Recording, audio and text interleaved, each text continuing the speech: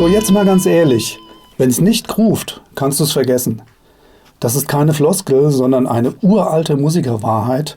Und gerade bei Sechzehnteln zeigt es sich, ob es wirklich läuft oder nicht. Ich verspreche euch, wenn ihr das durchzieht, was ich euch heute erkläre, werdet ihr um 200% besser am Instrument.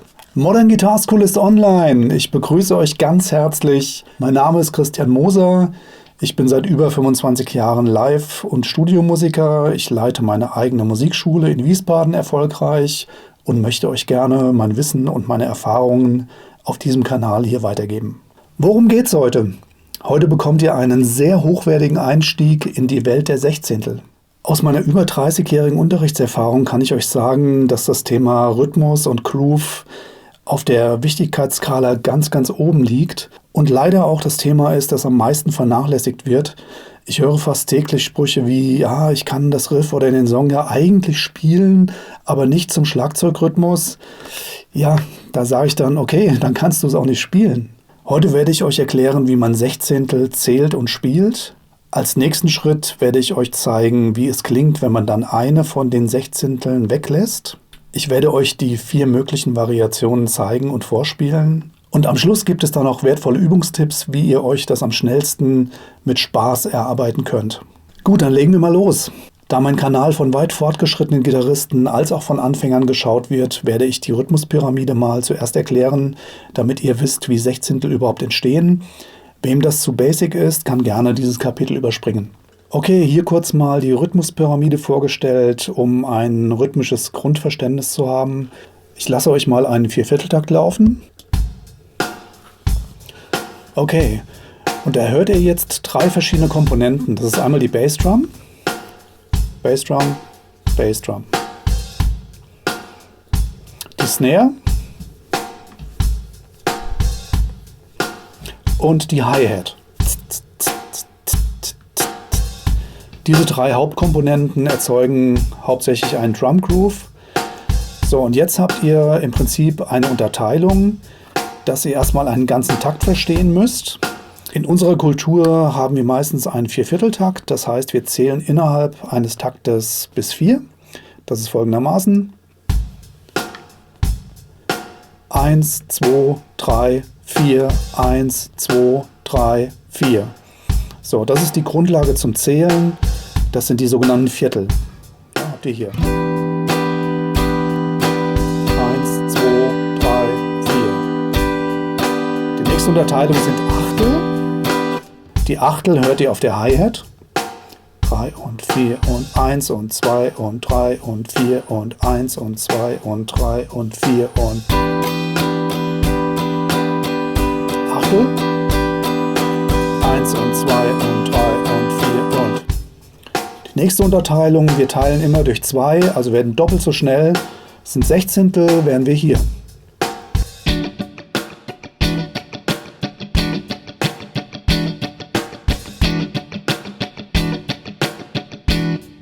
Ich zeige euch das nochmal mit Einblendung der entsprechenden Grafik.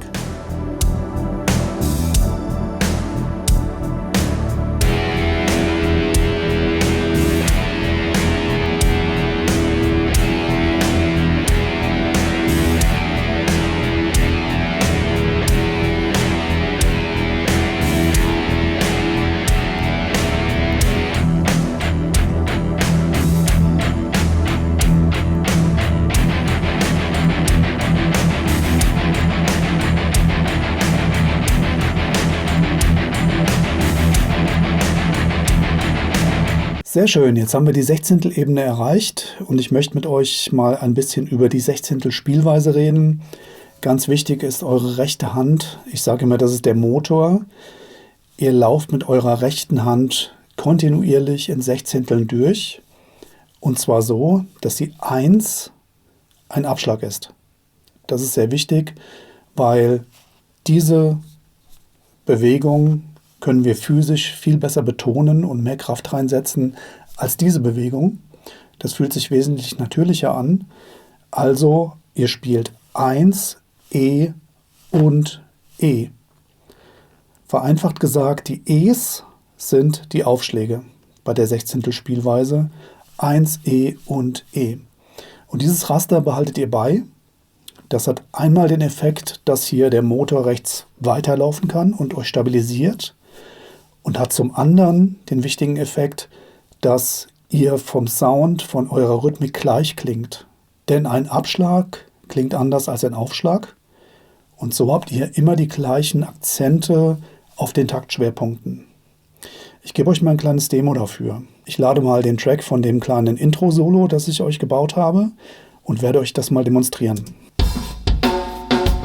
Ich spiele jetzt mal Sechzehntel, einfach statisch ohne Betonungen.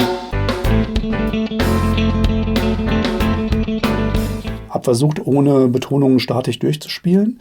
Jetzt setze ich das Ganze mal so, dass ich die 1 immer leicht akzentuiere mit einer kleinen Betonung. Also sprich, ich werde dynamisch etwas lauter.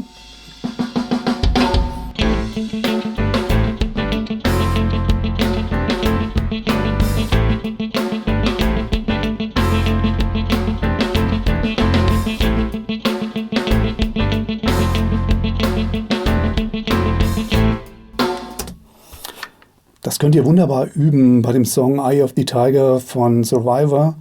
Da geht es ja auch von der einen Gitarre die ganze Zeit in Sechzehnteln durch.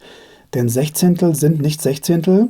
Ihr könnt die natürlich ohne Betonung durchspielen, dann klingt das wie ein Computer. Oder ihr könnt leicht akzentuieren. Da ist der Hörer immer dankbar für, denn dann hat er immer die kleine Akzentuierung und erkennt an den leichten Impulsen auf den betonten Vierteln, wo die Rhythmik gerade ist. So, und jetzt bauen wir uns mal 4 Rhythmen, dadurch, dass wir die Sechzehntelbasis beibehalten, aber jeweils ein Sechzehntel weglassen. Das bedeutet nicht, dass ihr mit der Hand stehen bleibt, eure Hand läuft weiter, aber ihr spielt den Ton nicht an. Ich zeige euch das mal kurz.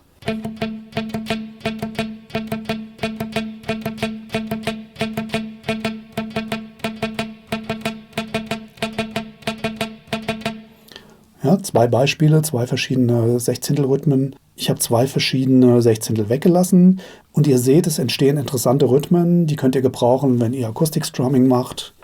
Die könnt ihr gebrauchen, wenn ihr Funkgitarre spielt. Die könnt ihr gebrauchen, wenn ihr Metalgitarre spielt. In jeder Stilistik sind gute Sechzehntel notwendig und bereichern euren Groove ganz enorm. Okay, wir gehen alle 4 Beispiele mal durch.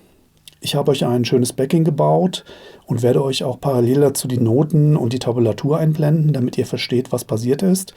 Es werden im Prinzip alle 4 Sechzehntel weggelassen, nacheinander. Jede Figur spiele ich 2 Takte lang. Und es beginnt erstmal ganz straight mit durchlaufenden Sechzehnteln, damit ihr eine Orientierung habt. Dann werde ich immer ein Sechzehntel weglassen. In der Tabulatur seht ihr ganz genau, welches Sechzehntel fehlt. Und ihr könnt auch gut hören, wie der neue Rhythmus dann klingt, weil ich werde das Ganze mit der Gitarre mitspielen.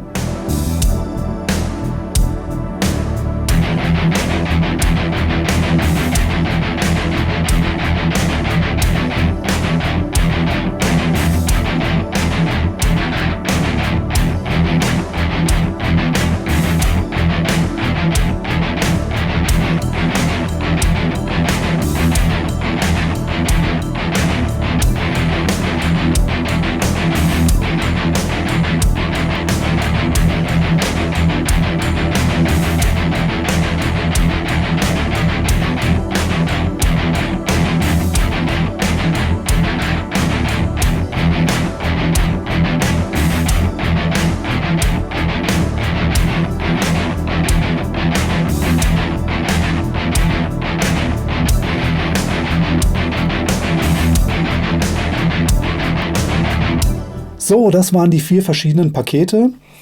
Unter dem Video gibt es einen Link, da könnt ihr euch das Unterrichtsmaterial runterladen.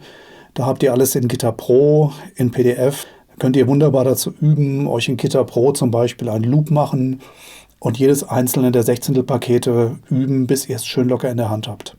Jetzt kommen die Übungstipps, die ich euch versprochen habe. Und zwar gibt es noch ein paar Sachen zu sagen, wie ihr euch langfristig an das Thema herantasten könnt. Auch das ist ein Langzeitziel. Bitte nicht denken, dass ihr jetzt morgen Sechzehntel spielen könnt, wenn ihr heute damit anfangt. Ein Langzeitziel, aber dieses Langzeitziel macht euch zum wesentlich besseren Musiker bzw. Musikerin. Da solltet ihr richtig Zeit investieren. Das ist die Basis von allem, wenn man Musik macht. Es muss in Time sein, es muss grooven. Tipp Nummer 1, ihr braucht ein gutes Übungsumfeld zu Hause. Die Gitarre muss bereit sein. Ihr braucht die Möglichkeit, dass ihr Click oder Drum Loop laufen lasst, dass es gut klingt, dass die Gitarre am besten immer griffbereit ist, dass ihr sofort loslegen könnt und nicht eine halbe Stunde aufbauen müsst. Dann übt diese Sachen auf jeden Fall zum Click oder Drum Loop. Drum Loops gibt es wie Sand am Meer im Netz, da könnt ihr alles Mögliche runterladen.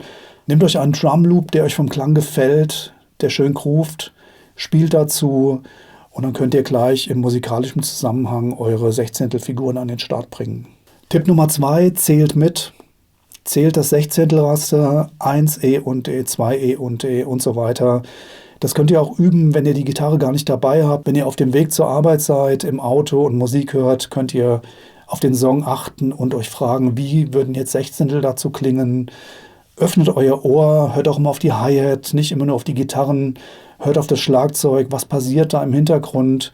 So schult ihr euer Ohr und je besser ihr hört, umso besser werdet ihr auch spielen. Tipp Nummer 3, ladet euch hier in dem Kurs mein Unterrichtsmaterial runter. Da könnt ihr die ganzen Übungen nochmal machen in Guitar Pro, könnt das schön loopen, langsam machen und ihr seht nochmal genau vor Augen, was habe ich da geschrieben, wie zählt man das, wie sehen die Notenwerte aus. Es gibt super klingende Backing-Tracks und da könnt ihr gut dazu üben.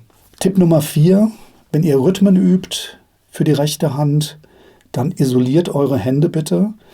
Also spielt nicht in der linken Hand irgendwie einen ganz besonders schweren Run, den ihr noch nicht drauf habt und versucht, den auch mit akkuraten Sechzehnteln zu spielen.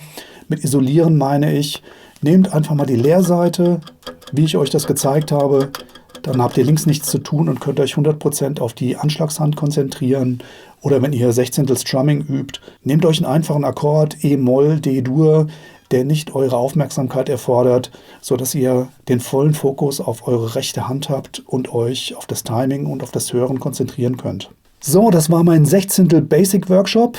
War eine Menge Arbeit, hat aber auch viel Spaß gemacht. Ich hoffe sehr, sehr, dass ihr einen guten Einstieg dadurch bekommt, an eurem Timing zu arbeiten, dass ihr Sechzehntel meistert, dass ihr gut groovt. Es lohnt sich total. Ihr werdet ein viel besserer Musiker oder Musikerin natürlich, wenn ihr richtig gut in Time spielen könnt und vor allem Sechzehntel beherrscht. Wie schon erwähnt, Unterrichtsmaterial, Link unter dem Video, ladet euch alles runter und gebt mir ein Feedback, ob euch das Ganze gefallen hat. Drückt die Glocke, gebt mir ein Like, abonniert den Kanal, am besten alles gleichzeitig. Würde mich unheimlich freuen, denn das motiviert total, an diesen Sachen zu arbeiten für euch und immer solche Dinge aufzubereiten. Gut, dann sind wir am Ende. Ich sage, Leute, haut rein. Übt den Stoff, groovt wie verrückt und wir sehen uns nächste Woche zum nächsten Workshop. Alles klar, ciao.